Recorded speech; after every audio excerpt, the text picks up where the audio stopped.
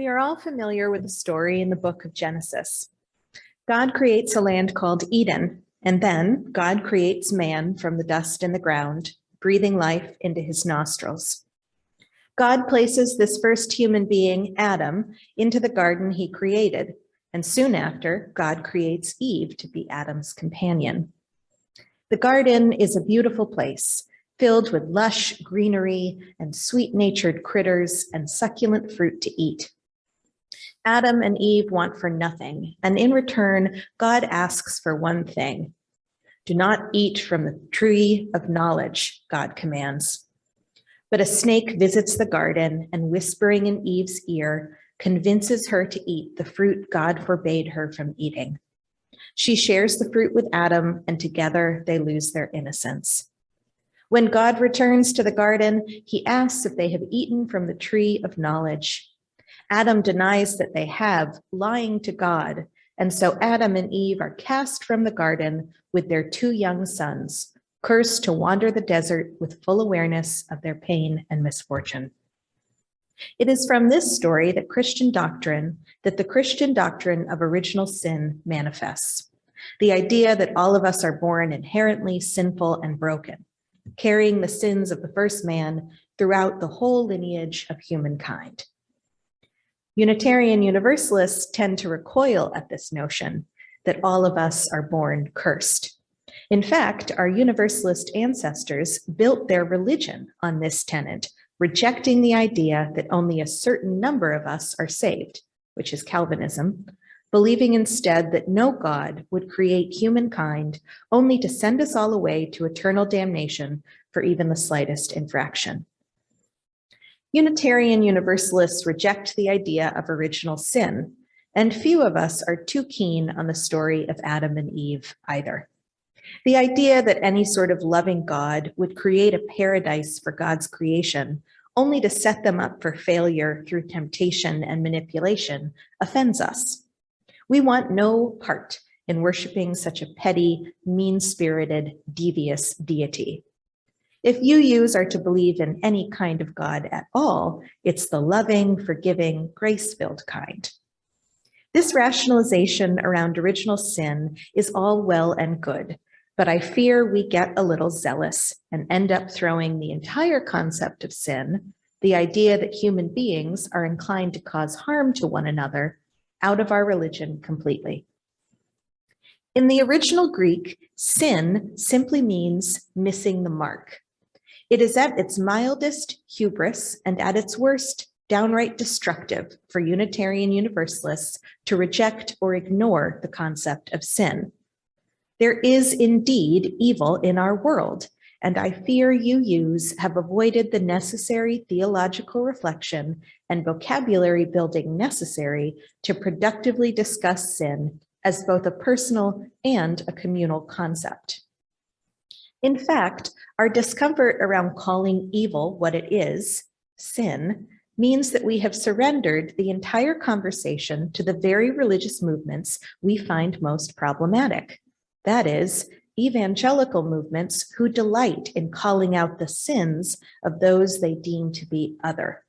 And often, we are the ones those groups are calling out.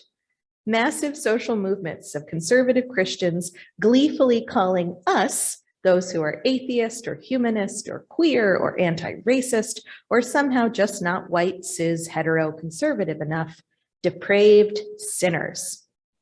And because we have avoided constructive conversation around sin as a helpful, even necessary concept, we allow the conversation around sin to be dominated by the very movements of folks we consider to be the most destructive in any attempt to build a better, more justice-centered world.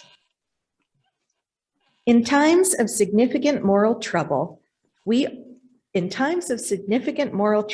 in our world, and we are up to our ears in it at present, it is imperative that progressive religions like ours take back the conversation, to reframe sin in such a way that we are able, with the full force of us, to respond to and create a process for healing the evil in our world. In order to talk about sin in any productive way, we first need to understand what we mean when we call something sin.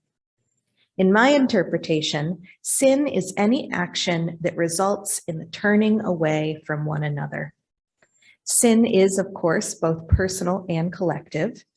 Just as individual acts of bigotry are sins, so too is the enduring evil of systematic racism.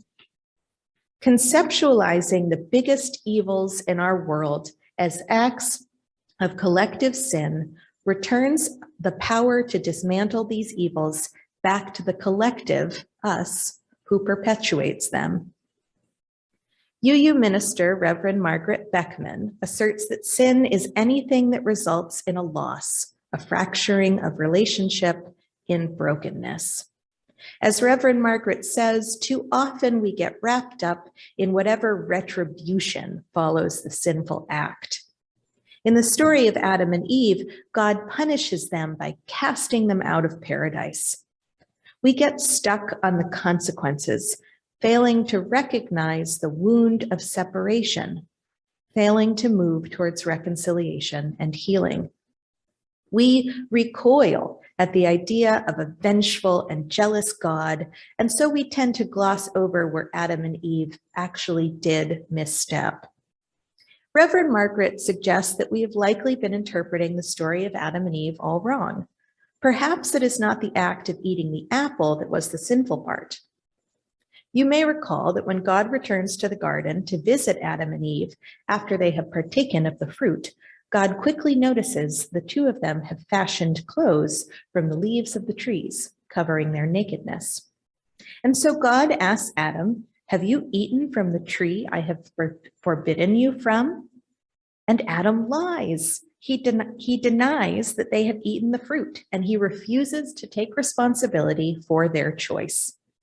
Adam declines to do the work of restoration, and it is here that the sin actually occurs because it results in breaking the relationship between man and God.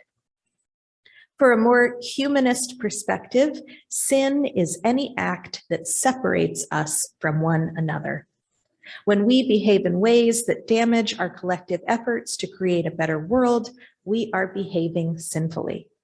Sin is anything that results in a loss, whether it be a fracturing of individual relationship or a collective separation resulting from our clinging to evils inherent in the systems we create.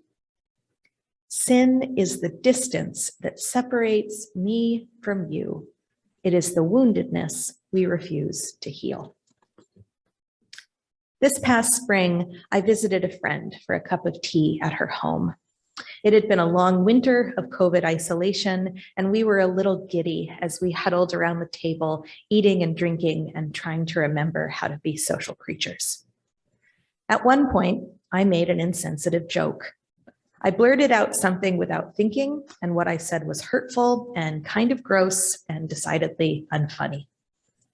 I was aware of the gaffe I'd made, and I left our time together that day feeling sheepish and privately embarrassed. But I didn't apologize or try to explain myself. Instead, I just went home feeling gross and weird and stuck in my shame and cowardice, unsure of how to fix it. The next morning, my friend sent me a text message. She told me what she needed to say to me wasn't easy, but she needed to say it anyway.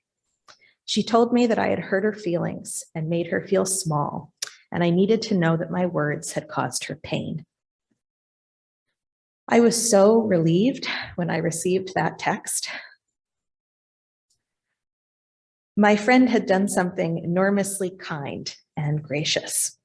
She told me I had hurt her, and she gave me an opportunity to repair what I had broken. She allowed me to acknowledge that I'd missed the mark. She gave me an opportunity to take accountability for my actions, to make a confession of sorts, and then she forgave me, and we were able to move back towards wholeness of relationship. What my friend did for me by telling me that I'd hurt her was one of the most profound kindnesses I'd ever experienced. It's still emotional for me. You may not be surprised to hear that I have a history of saying the wrong thing, of making ill-timed jokes, of missing the mark. I'd like to think I'm getting better, but strengthening my filter will likely be a lifetime effort. I know there have been times when I have said something that was taken the wrong way, but instead of telling me about my gaffe, the person held on to their hurt, letting it fester until the whole relationship was in such disrepair that the brokenness could never be healed. Sometimes I was aware of the sin I had committed, and sometimes I have sinned so unintentionally I didn't even realize it. I know now that so much of the human experience is about fallibility, but some of the best parts of the human experience are about returning to our homes in one another's hearts. When we speak about the harm that has been done to us, we are speaking into being an opportunity to heal. Ignoring sin does not mean that our sins don't cause harm. It simply means that we miss out on the life-giving, life-transforming act of reconciliation and repair. The world is broken, whether we like it or not, but ignoring it will only make it worse. I fear that our collective discomfort around sin as a concept means that we miss out on the concepts of reconciliation and redemption. If we reject the idea that we are capable of sin, then we never have to be accountable for our misdeeds. And then we miss out on the whole process of restoration. This past week, a UU minister friend of mine called to talk through a sticky pastoral care issue in their congregation. Someone in their church had done something bad, and my pastor friend was wrestling with their discomfort around having to cast any sort of judgment about the actions of the congregant, while also recognizing that without acknowledging the wrongdoing, there would be no opportunity for healing and reconciliation. I mentioned the sermon I was working on and the Jewish and Christian process for recognizing sin within community. First, the sin occurs, and then the community recognizes that the sin has taken place. They acknowledge it, they speak of it, they make light of it. Those who are responsible are called to be held accountable, and then they make their confession to the community. And then there is restitution and restoration, followed by forgiveness and grace, followed by absolution, and finally, a return to wholeness. There can be no reconciliation without the initial recognition that a sin has occurred, and the brokenness will remain, and it will likely get worse as we fall farther and farther away from each other, as we fall farther and farther away from hitting the mark of right relationship. Listen, my pastor friend responded, my current theology is this: human beings are screw-ups. Actually, my friend used saltier language, but this sermon is being recorded, and so I've taken it down a few notches for posterity. You're welcome. Human beings are screw-ups, and any attempts from Unitarian Universalists to ignore that fact of our propensity for screwing up only contributes to the problem. I tend to agree. While I too reject the idea of original sin, I do believe that human beings collectively and individually are screw-ups. We are broken. We are all broken. We are all fallible, stumbling screw-ups. And if you aren't a person reckoning with how constantly you are missing the mark, you likely aren't being honest with yourself. And if it is true that you are perfect, you're likely not very fun to be around. The Reverend Dr. Tony Larson preached on this very concept, writing, "Not everyone can be a Unitarian Universalist. Not everyone should be a Unitarian Universalist. Because the first criterion for getting into this church, you've got to know how to sin. That's very important to us, and not everyone knows how to do it. We don't want people here who never do wicked things. We don't want people here who are holier than thee or thou. We don't want people who have made it in the salvation department and are just waiting around to get picked up. because people with too much heaven in them are hell to live with. Now, don't get me wrong. If there were any perfect human beings around, we might let them in. But since there aren't any, anyone who claims they don't do wicked things is either trying to fool others or trying to fool themselves. It is the nature of the human to be evil as well as good. And you should not be a Unitarian Universalist if you're not willing to admit that yourself. We, as individuals, as a collective, and as a congregation, need to make space again for the concept of sin. I believe with every fiber of my being that Unitarian Universalism could save the world. Our 7 principles could transform humanity. But first, we must acknowledge that we are sinners. Not in an original from birth because of some ancient story or our parents' inability to resist lustful temptation sort of way. Not at all. Rather in the human experience is one of deep imperfection and enduring fallibility sort of way. We are all broken in one way or another.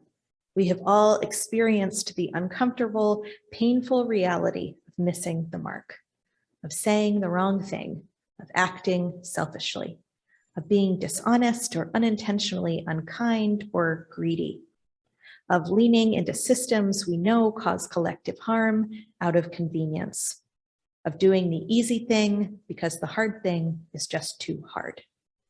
It is only when we are willing to admit how we have faltered that we can be offered the grace we need to return to one another. It is only in recognizing how we are wounded that we can begin, finally, to attend to the work of healing. It is only by recognizing the hell we carry in ourselves that we can do the work of loving the hell out of this world. Amen, and blessed be.